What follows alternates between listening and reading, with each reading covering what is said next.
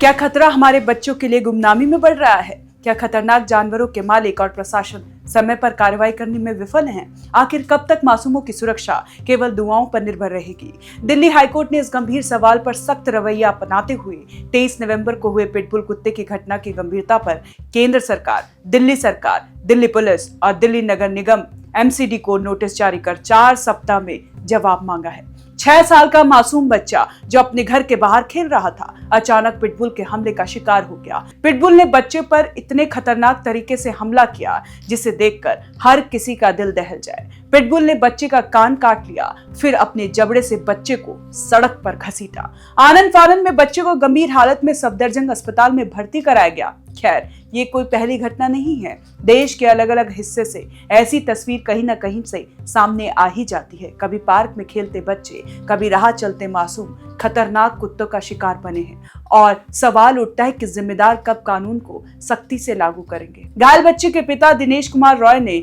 याचिका में 25 लाख रुपए मुआवजे के साथ साथ पिटबुल और 24 अन्य खतरनाक नस्लों पर स्थायी प्रतिबंध की मांग की है।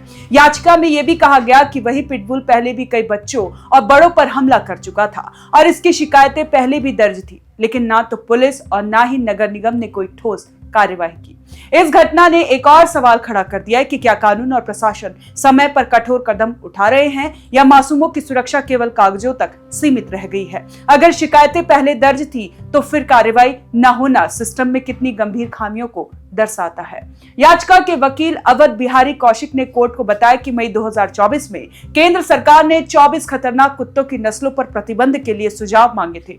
9 महीने बीत गए लेकिन अब तक कोई ठोस कदम नहीं उठाया गया। उन्होंने ये भी कहा कि चूंकि वे आर्थिक रूप से कमजोर वर्ग से हैं, इसीलिए मासूम बच्चे का इलाज सफदरजंग अस्पताल में निःशुल्क कराया गया। इस घटना ने हमें पिछली पुलिस और प्रशासनिक कार्रवाई पर भी सवाल उठाने पर मजबूर कर दिया। 2020 के उत्तर पूर्वी दिल्ली दंगों से जुड़े एक मामले में दिल्ली हाईकोर्ट ने पुलिस की जांच को चयनकदमाओं और खराब करार दिया था। गोंडा क्षेत्र में मोहम्मद नासिर पर गोली चलाने के मामले में पुलिस की लापरवाही पर सवाल उठाए गए। अदालत ने कहा कि घायलों के बयान दर्ज न करना और असली अपराधियों को बचाना जैसे गंभीर दोष हुए हैं।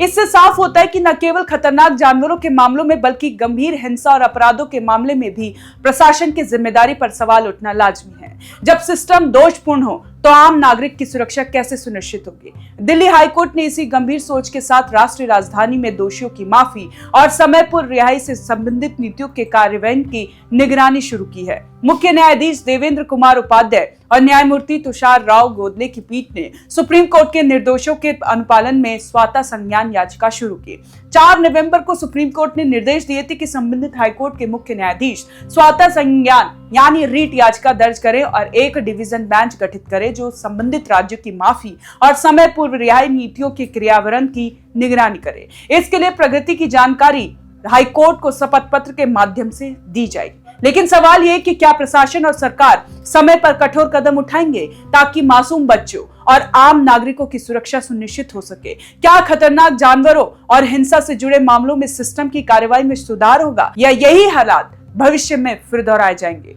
दिल्ली हाईकोर्ट की यह कार्रवाई एक चेतावनी के रूप में देखी जा रही है। यह दर्शाती है कि न्यायपालिका गंभीर मामलों पर नजर रखी है और जिम्मेदारों से जवाब मांग रही है। अब यह देखना बाकी है कि प्रशासन इस चेतावनी को कितनी गंभीरता से लेता है और आगे कदम उठाता है या नहीं।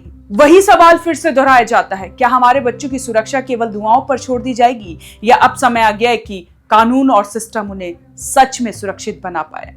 आपको क्या लगता है? आप हमें कमेंट कर जरूर बताएं और देखते रहें ONG न्यूज़।